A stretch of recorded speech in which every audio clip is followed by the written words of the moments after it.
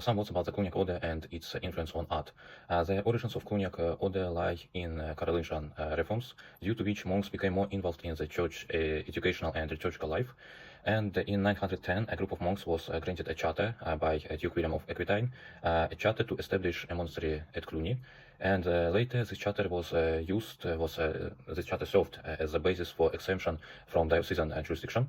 And in the first half of the 10th century, an abbot Odo intended to deepen the monks' commitment to contemplation, to original strict Benedictine rule, to helping the poor, and he reformed, besides Cluny, a number of monasteries in France and Italy, and his aspirations were continued by his successors.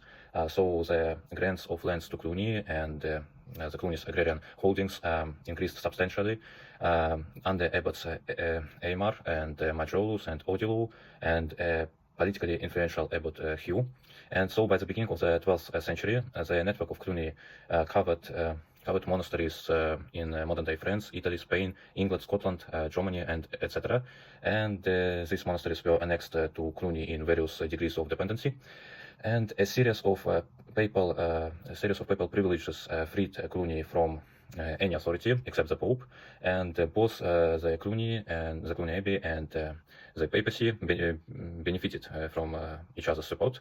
Thus, Cluniac houses were protected from local authorities, both secular and religious, while the papacy got assistance for the reforms. And for example, the Pope Gregory VII saw Cluny as an ideal of monastic freedom and as an ideal for his reforms.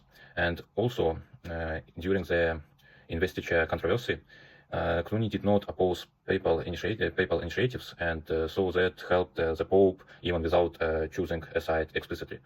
So Cluniacs adhered to the view that God and the saints shared the human delight of richly and beautifully decorated objects, and so that works of art could be in some sense equated to the acts of piety, and hereby Cluniacs encouraged artistic work and creativity, and the Cluniac order had an influence in the spread of Romanesque architecture and sculpture, and the Cluny Abbey was also celebrated for its illuminated manuscripts and music.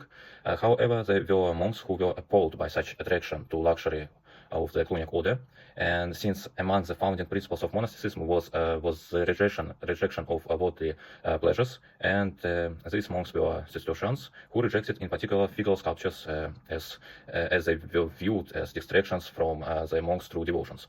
And the Cistercian order grew rapidly and became a dominant order by the second half of the 12th century. Check the sources on the website and in the comments.